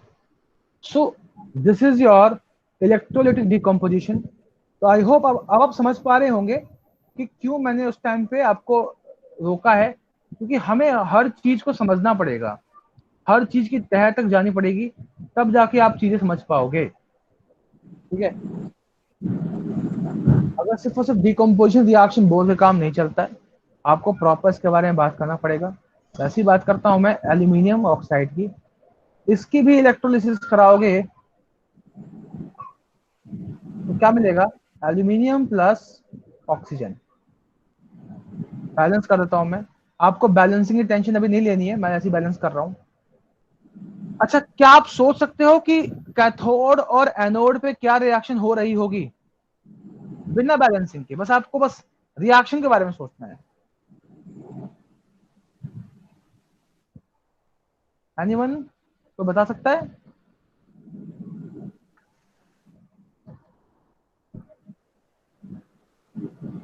देखो बेटा, अगर आप एल्यूमिनियम कैथोड पे ऑक्साइड, गेनिंग ऑफ इलेक्ट्रॉन्स हो रहा होगा। यहाँ पे 2 तरह के आयन है, एक कटायन एक अनायन। कटायन कौन सा है? Aluminium ion. अनायन कौन सा है? एल्यूमिनियम और आप सभी ऑक्सीजन। जानते हो कैथोड पे हमेशा क्या होगा, रिडक्शन होगा। रिडक्शन किसका होता है? मेटल का होता है, यानी कि पॉजिटिवली मेटल। चार्ज आयन का होता है। तो एल्यूमिनियम आयन जो है वो 3 इलेक्ट्रॉन गेन करके क्या बना देगा, एल्यूमिनियम मेटल। और ये जो आपका ऑक्साइड आयन है, ये 2 इलेक्ट्रॉन लूज करके क्या बना देगा, ऑक्सीजन एटम। अकेला स्टेबल नहीं है ऑक्सीजन एटम, तो 2 ऑक्साइड आयन ऑक्सीजन गैस बना देगा और ये 4 इलेक्ट्रॉन हो जाएंगे। समझ में आया? Okay sir, yes sir. This is ये अनदर कर एग्जांपल ऑफ दीजिए इलेक्ट्रोलिसिस ऑफ एल्यूमिनियम ऑक्साइड। हाँ बोलो, क्या सर, हुआ? कैथोड पे हमेशा मेटल और हाइड्रोजन गैस होता है। Exactly, hello. क्योंकि पॉजिटिवली चार्ज यही हो सकते हैं, non metals positively charge easily नहीं होते। ध्यान सुनिएगा, इजीली नहीं होते। Yes sir. सर हम इलेक्ट्रोलाइटिक डिकम्पोजिशन में यस। कार्बन के ही रॉड्स क्यों यूज करते हैं? कार्बन का नहीं होता बेटा, वो ग्राफाइट का होता है। देखो इलेक्ट्रोड समझ, रॉड नहीं होता, वो इलेक्ट्रोड होता है। ठीक है, तो यहाँ जो मैंने कहा है वो रिएक्शन में दिखा देता हूँ। ये जो कार्बन का रॉड देख रहे हैं, दरअसल ये ग्राफाइट के इलेक्ट्रोड्स हैं। इसको बेटर टर्म आप क्वेश्चन उठता है कि सर ये ग्राफाइट के इलेक्ट्रोड क्यों लिए गए हैं? देखो इलेक्ट्रोड का मतलब कुछ नहीं है, वो एक तरह का रॉड है जो कंडक्टिंग नेचर का है, जिसके थ्रू इलेक्ट्रिसिटी पास हो सकती है। और आप जब भी, अच्छा आपके घरों में इलेक्ट्रिसिटी वायर, इलेक्ट्रिकल वायर्स हैं? ऑब्वियसली होंगे ही। हेलो, अच्छा ऐसा Yes, तो sir. नहीं है कि हर 10 दिन बाद आप वायर चेंज करवाते हो अपने घरों में? No sir. तो No, अब sir. अगर आपको मालूम पड़े कि आपको जो वायर बेचा जा रहा है वो समय के साथ वो डिकम्पोज हो जाएगा या मेल्ट हो जाएगा इलेक्ट्रिसिटी कंडक्ट कराते कराते, तो क्या आप वो वायर खरीदोगे? No, sir. तो ध्यान रखिएगा, नो सर। हमेशा इलेक्ट्रोलिसिस में हम एक ऐसा इलेक्ट्रोड लेने की कोशिश करते हैं जो सस्ता हो और कभी भी केमिकल रिएक्शन में पार्टिसिपेट ना करे। ध्यान सुनिएगा, हम इलेक्ट्रोड उसे लेते हैं जो उस केमिकल रिएक्शन में पार्टिसिपेट ना करे। अब सोचो, आपको तो बनाना था क्या, सोडियम और क्लोरीन NaCl में। अगर वहां पे वो ग्रेफाइट इलेक्ट्रोड भी पार्टिसिपेट करना स्टार्ट कर देगा तो CO2 गैस भी लिबरेट हो जाए, क्या पता। तो आपको इस बात का ख्याल रखना है कि आपका जो इलेक्ट्रोड है, यानी कि जो कंडक्टिंग रॉड्स होंगे आपके सॉल्यूशन के अंदर, वो इस तरह के हों कि वो उस रिएक्शन में पार्टिसिपेट ना करे, उस सॉल्यूशन से पार्टिसिपेट ना करे, सस्ता हो, इजीली अवेलेबल हो मार्केट में, ताकि आप उसको इजीली खरीद भी पाए। समझ पा रहे हैं सारे? Yes sir. चलिए आगे बढ़ते हैं। This is your electrolytic decomposition.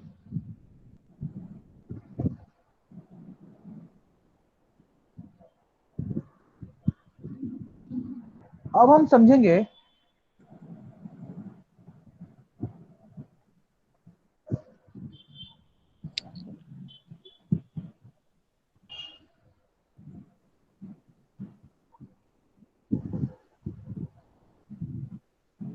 Photolytic decomposition. Obvious सी बात है, लाइट की मदद से क्या होने वाला है, ब्रेकिंग। हम राइट? Yes, sir. जब हम लाइट को यूज करके किसी कंपाउंड को डिकम्पोज कराते हैं तो उसी को हम बोलते हैं फोटोलिटिक डिकम्पोजिशन। जब आप AgCl को सनलाइट में रख दोगे तो आपको क्या देगा, Ag will be separate. Ag plus chloride, Ag, silver chloride. ठीक है। So this is white in color, silvery white. This is silvery in color, and With this is gas. yellowish green. Chlorine gas yellowish green होता है। इन reactions को हम black and white photography में use करते हैं।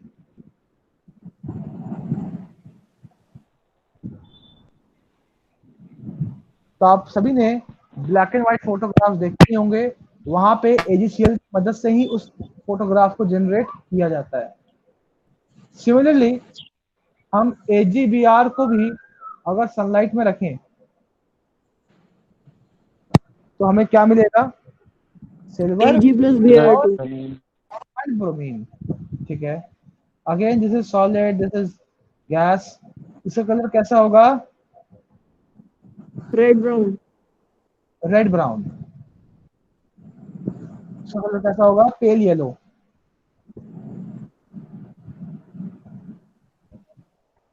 तो this is your photolytic decomposition. आप सभी देखना चाहते हो Yes. इसकी Yes, कुछ sir. इमेजेस दिखाऊं आपको? Yes, sir. Let me find.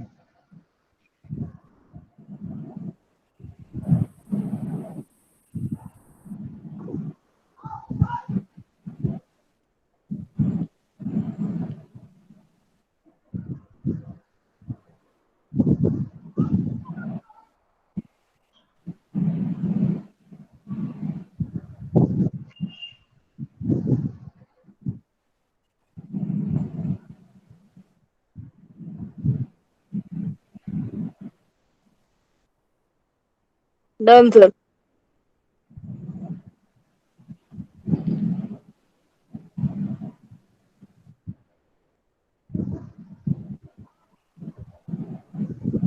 Let me see more into this. I cannot find anything effective or interactive to show, but definitely we'll find something. No problem.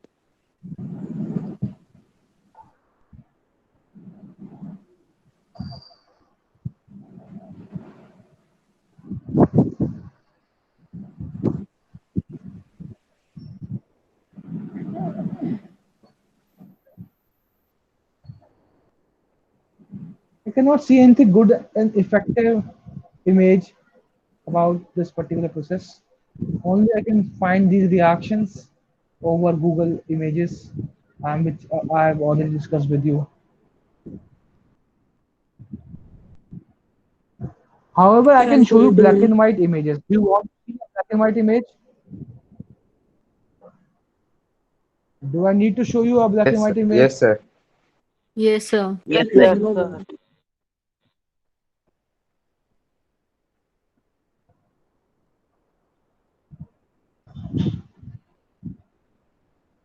See, if someone has like this particular picture with this black and white camera, these images are generated with the help of silver chloride.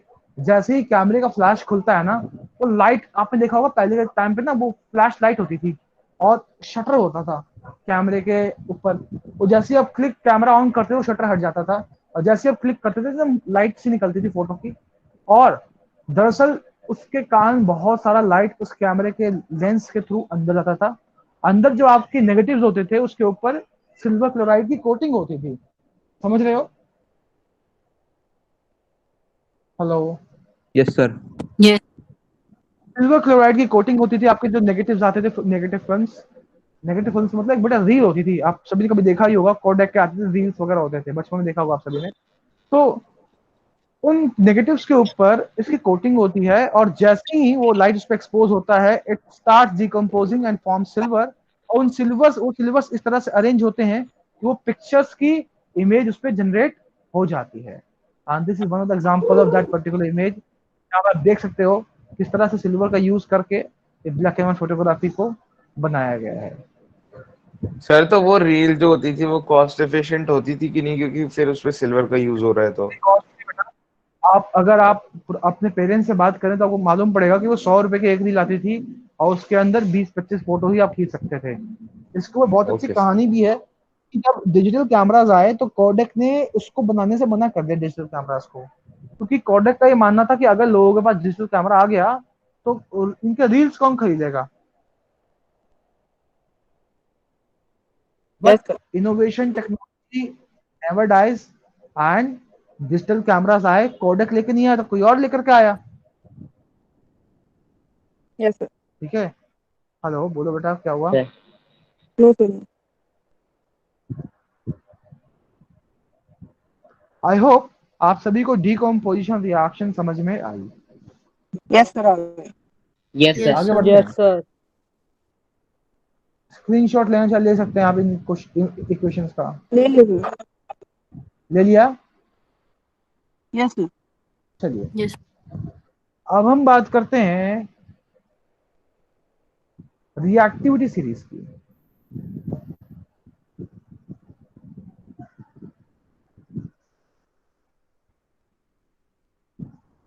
क्या होता है reactivity series? Anyone पता है किसी को? Sir arrangement Sir, of the metals according to their yes, reaction. yeah. Yes. So when we arrange metals on the basis of its reactivity in a vertical column, where the element at the top is the most reactive and the element at the bottom is the least reactive, it's called reactivity Reactive series. series. My question to you is, what is reactivity? When I'm saying that this is more reactive, this is less reactive, what I am actually meaning with that statement? Tendency to take part in a reaction. Yes, sir. What is tendency to take part in reaction? That means So just according to combine class together. NCERT की अगर मैं बात करूं तो NCERT कहती है potassium क्या है, मोस्ट रिएक्टिव है, और Most गोल्ड reactive. क्या है, लीस्ट रिएक्टिव है। ठीक है, एनसीईआरटी की बात कर रहा हूं मैं, लेकिन एक्चुअल में प्लैटिनम लीस्ट रिएक्टिव है, और यहाँ पे भी ऊपर ऊपर जाओगे सीजियम आता है सबसे ऊपर। Caesium is the most reactive. क्या ये बात क्लियर है सभी को? Yes, sir. Yes, sir. So Yes, sir. the series is the vertical arrangement of metal in order of their decreasing reactivity is called reactivity series.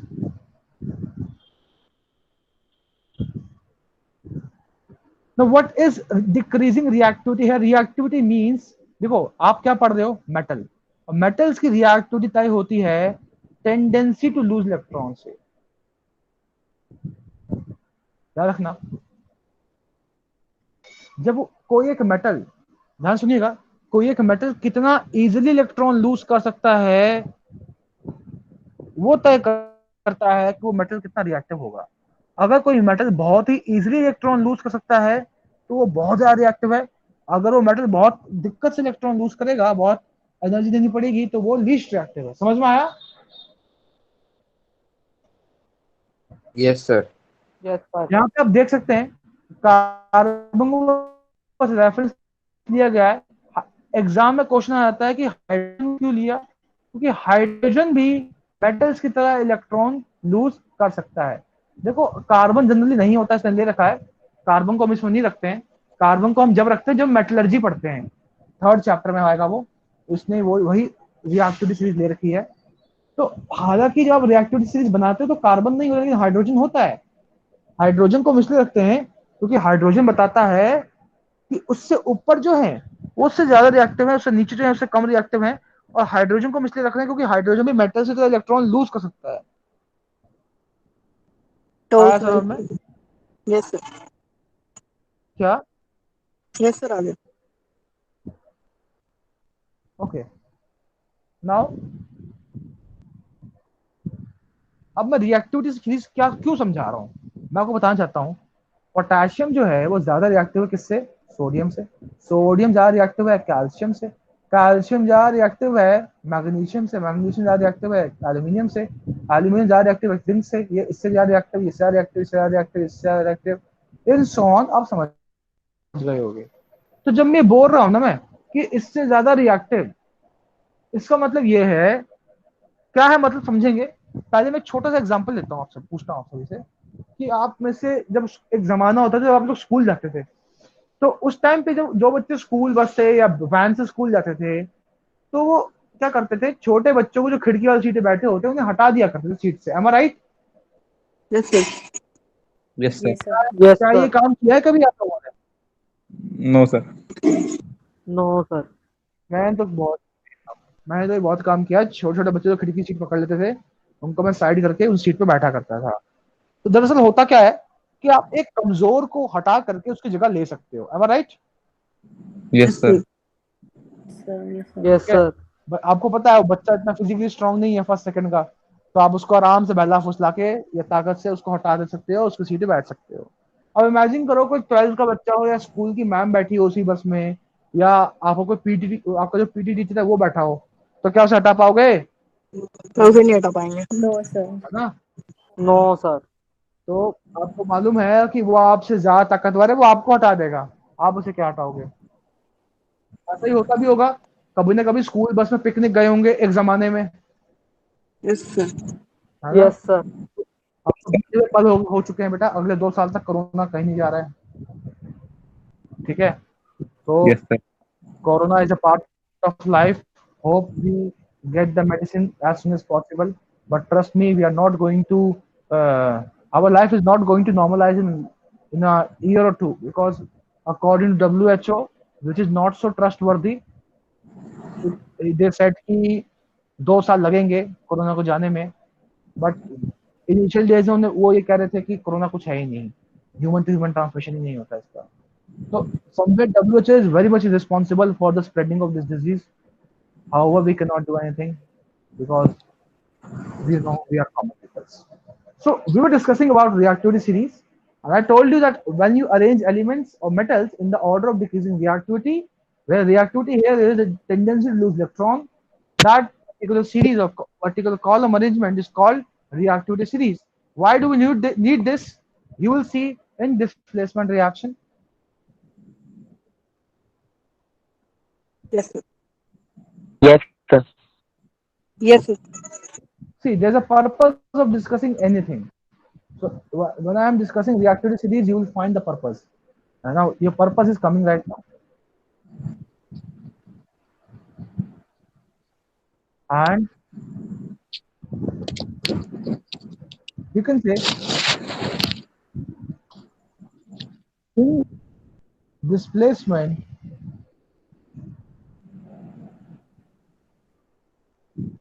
Reaction क्या होता है? Single displacement reaction, the So can I? Reaction, बताओ बेटा। The reaction in which the high reactive element get displaced with the low reactive element, that is displacement reaction.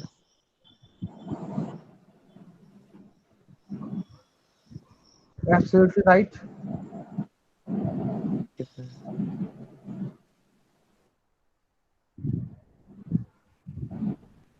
तो वो reaction जहां पे एक हाईली रिएक्टिव एलिमेंट डिस्प्लेस करता है low reactive element को, उसी को हम क्या बोलते हैं? Displacement reaction. Displacement reaction. अब यहाँ पे जो डिस्प्लेसमेंट है अगेन वो कैसे हो सकता है? मेटल मेटल हो सकता है ना? फिर नॉन मेटल हो Yes, सकता sir. है, मेटल नॉन मेटल भी हो सकता है। अब वो हम तीनों केस डिस्कस करेंगे, ठीक है? पहले हम बात करते हैं मेटल मेटल डिस्प्लेसमेंट रिएक्शन।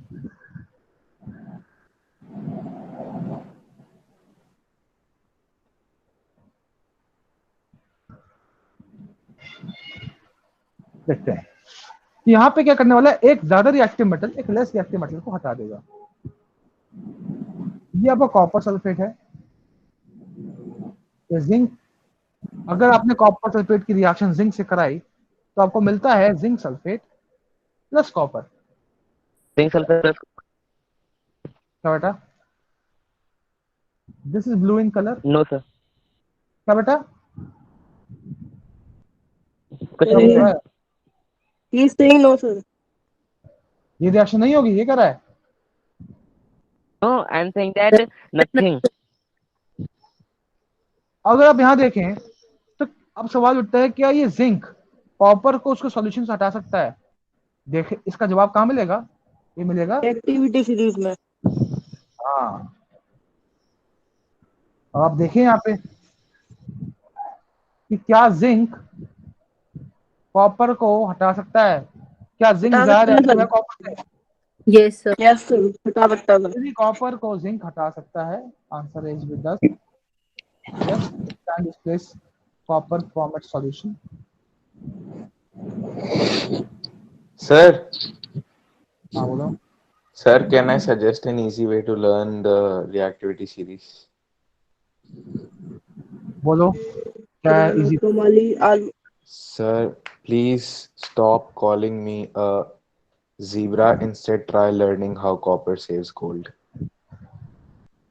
देखो बेटा, पता है ये शॉर्टकट होते हैं, टिप्स ट्रिक्स होते हैं, ये हर इंसान का अपना पर्सनल होता है। Yes, हर sir. इंसान यूनिक है, आप यूनिक हो, मैं यूनिक हो। मैंने तो इसको ऐसे याद किया है, sodium potassium calcium magnesium aluminium zinc iron tin lead hydrogen copper mercury silver gold platinum, मैं ऐसे याद किया हुआ है इसको। तो मुझे इसमें कंफर्टेबल फील हो रहा है। मैंने कोई शॉर्टकट कभी सीखा ही नहीं, कभी कोई जरूरत पड़ जाए, लेकिन मैं ज्यादातर एलिमेंट के नाम से उसे याद करने की कोशिश करता हूँ।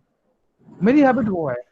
अगर आपकी हैबिट है कोई एक निमोनिक्स बना के इसको याद करने की, तब उसके अकॉर्डिंग कर सकते हैं, चॉइस है। We are free to do that much of creativity. I don't have any problem with anyone. जैसे याद करना है इसको वैसे याद करो, कोई दिक्कत नहीं है, पर याद होना चाहिए। याद होना चाहिए। यही है। अगली रिएक्शन जो है वो है कॉपर सल्फेट की आयरन से। अगर आप कॉपर सल्फेट की रिएक्शन आयरन से कराएंगे तो आपको क्या मिलेगा? FeS तो FeS। कॉपर। अब वंस अगेन यहाँ कैसा होता है? ये ब्लू होता है, ये कैसा होता है? ग्रे होता है, ये कैसा होता है? ग्रीन होता है, ये कैसा होता है? वंस अगेन रेड ब्राउन होता है। अब वंस अगेन आप देख सकते हैं कि iron is more reactive than copper, इसलिए कॉपर आराम से इसको हटा सकता है। हटा सकता है ना? Yes, sir. Yes, sir. Yes, sir. Sir एक चीज पूछना है बोलो। सर, जो एग्जाम होता है एनटीएससी और सीबीएसई, उसमें क्या वो पूछ सकते हैं कि इस पर्टिकुलर कंपाउंड का कलर क्या है? हाँ नहीं, कलर नहीं पूछेंगे बेटा, पर कलर आपको बता के क्वेश्चन पूछेंगे, मैं दिखाऊंगा। मैं एनटीएससी में सवाल आया है यहाँ से, मैं आपको एनटीएससी वाला सवाल भी दिखाने की कोशिश करूंगा। अगली रिएक्शन देखो, कॉपर सल्फेट की रिएक्शन अगर आप मैग्नीशियम से कराओगे तो वंस अगेन आपको क्या मिलेगा, magnesium MgF24 plus copper. Plus copper. ठीक है, वंस अगेन ये कैसा है, ये ब्लू है, ये कैसा है, ये व्हाइट है, ये कैसा है, कलरलेस है, ये कैसा है, रेड ब्राउन है। Yes, Am I sir. right? Yes, sir. Yes, sir. अगला जो रिएक्शन देखेंगे वो कॉपर क्लोराइड और लेड के बीच में होगा, जहाँ पे अगर आप ग्रीन कलर सॉल्यूशन होता है कॉपर क्लोराइड का, उसकी रिएक्शन अगर आप लेड से कराओगे तो आपको कलरलेस लेड क्लोराइड मिलेगा और कॉपर मिलने वाला है। ठीक है, तो अगली रिएक्शन हम लिख लेते हैं। कॉपर क्लोराइड की रिएक्शन आप करा रहे हो लेड से, तो क्या मिलेगा, Lead chloride plus copper.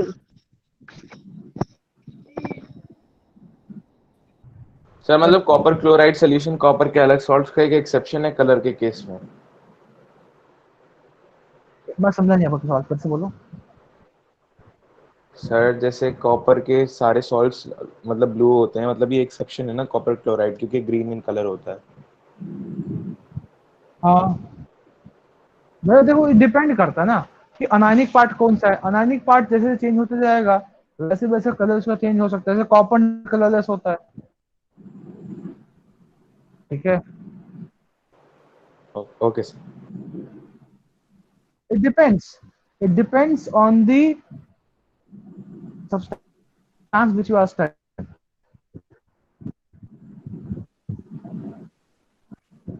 अभी दिखाऊंगा रिएक्शन, अभी आप थोड़ा होल्ड ऑन रखो। तो lead का कलर क्या होता है? ब्लूइश ग्रे लिखा हुआ है मैंने। ओके। एक और रिएक्शन अब जो रिएक्शन बताने वाला हूँ वो है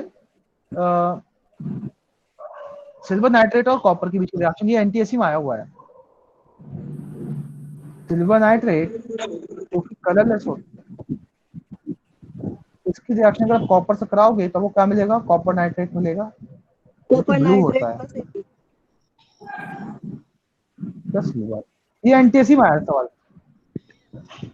एनटीएससी पे सवाल आ चुका है। उसने बोला है एक colourless compound X is made to react with copper and give blue colored compound Y and silvery white substance is obtained. उसने इस कंपाउंड का नाम पूछा हुआ था, वो AgNO3 होगा। ऑब्वियसली बात, सिल्वरी व्हाइट तो सिल्वरी होता है। Am I right? Yes, sir. Yes, sir. Yes, sir. ये था Yes, अभी जो आपने sir. पढ़ा, ये था metal This is metal right. Displacement reaction. किसी को डाउट है इसमें? No, Sir. sir. तो मैं आपको हाँ बोलो,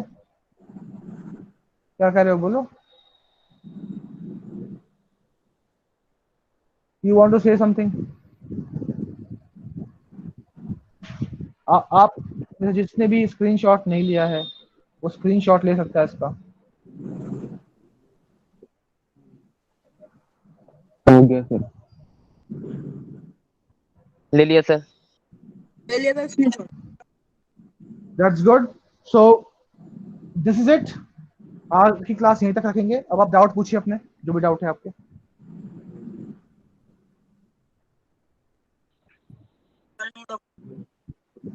क्या हो बेटा? सर एक डाउट है सर, अगर जैसे ये रिएक्टिविटी सीरीज है, इस रिएक्टिविटी सीरीज में जितने एलिमेंट्स हैं सिर्फ उतने ही रिएक्टिविटी सीरीज में एलिमेंट्स होते हैं? नहीं बेटा, बहुत सारे एलिमेंट्स होते हैं, आगे बहुत सारे होते हैं। मैंने बताया भी था अभी आपको कि पोटेशियम से ऊपर भी बहुत सारे एलिमेंट्स हैं, बट 10th तक आपको पोटेशियम ही बताते हैं। उससे ऊपर सबसे ऊपर सीजियम आता है। सर बेटा सीजियम सबसे ज्यादा जो रिएक्टिव है। एग्जाम में, yes sir, yes sir. Potassium. Exam में आएगा तो आप जो आपको मैंने दिया है ना, बस आप यही बना के आएंगे, इससे ऊपर आपको नहीं बनाना है। पोटेशियम। बोर्ड में पोटेशियम से ऊपर नहीं जाना है आपको। बोर्ड वाले जो आपसे पूछे yes sir. Which is the most reactive, तो आप बोलेंगे पोटेशियम। आपको इससे ऊपर पता ही नहीं है, ऐसा आपको अज्यूम करना है। मेरा एक दोस्त था, पता है, तो उसको बहुत नॉलेज थी, उसका आईआईटी में सिलेक्शन तो हो गया था, पर वो बोर्ड में 12th में फेल हो गया था। क्योंकि उसने क्या किया था, जेई के आईआईटी जेई में लगने वाले फॉर्मूला से उसने सीबीएसई क्वेश्चन सॉल्व किए थे मैथमेटिक्स में। तो हर एक एग्जाम का अपना एक स्टैंडर्ड होता है और आपको वो फॉलो करना चाहिए। अब बोर्ड ये कहता है कि हमारे अकॉर्डिंग पोटेशियम मोस्ट रिएक्टिव है, तो उनको खुश रखो, बता दो जी पोटेशियम मोस्ट रिएक्टिव है। एनटीएस ये कहता है कि सीजे मोस्ट एक्टिव है, एनटीएससी खुश रखो, उनको बोल दो हाँ जी सीजे मोस्ट एक्टिव है। देखो you should have the art of dealing examination. देखो examination is not all about आपको कितना आता है। आपको क्या लगता है जो आईएएस बनता है बहुत बड़ा ज्ञानी है क्या? नहीं, उसने एक वेल डिफाइंड सिलेबस को पढ़ा है, उसके अकॉर्डिंग उसने एग्जाम दिया है। आईएएस क्लियर करने वाले लोग ज्ञानी नहीं होते हैं बहुत बड़े, उन्होंने सिलेबस को ढंग से पढ़ा है बस। Do you understand what I am trying to tell you? Yes, sir. Yes sir. तो आप अगर सिलेबस ओरिएंटेड रहेंगे, एग्जाम के सिलेबस को देखते चलिए। अब सिलेबस में अगर जैसे आप यूपीएससी का भी प्रिपरेशन करेंगे लाइफ में, तो आप देखेंगे बहुत सारे लोग आपको मिलेंगे, आपको कहेंगे कि everything under the sky is your syllabus. नहीं, ऐसा नहीं है। मेरे बहुत सारे फ्रेंड है, उन्होंने एग्जाम क्लियर किया है, मेरे घर में भी एग्जाम में क्लियर किया है आईएएस का लोगों ने, तो क्लियर बोलते हैं बेटा, दे क्लियरली से वी आईएएस का एक क्लियर डिफाइंड सिलेबस है, उसके अकॉर्डिंग ही पढ़ना है आपको, फालतू की चीजें नहीं पढ़नी।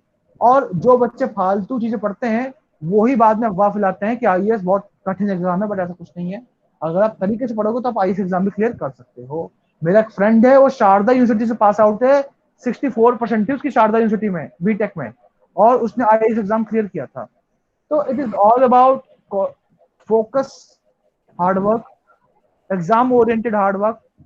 अगर एनटीएससी पूछता है मोस्ट एक्टिव कौन सा है, सीजन बता दो, बोर्ड पूछता है पोटेशियम बता दो, दोनों खुश, आपको दोनों एंड से नंबर मिल गए। आपको तो सच्चाई पता है ना, कहानी इतनी है बस। You understand? Yes, sir. और डाउट पूछिए बेटा, और डाउट क्या है? No doubt, sir. चलिए, क्या हम आज की क्लास एंड करें? Yes, sir. Yes, sir. Good night, sir. Good night to all of you. Good night, sir. Good night, sir. Good night Have a sir. great day.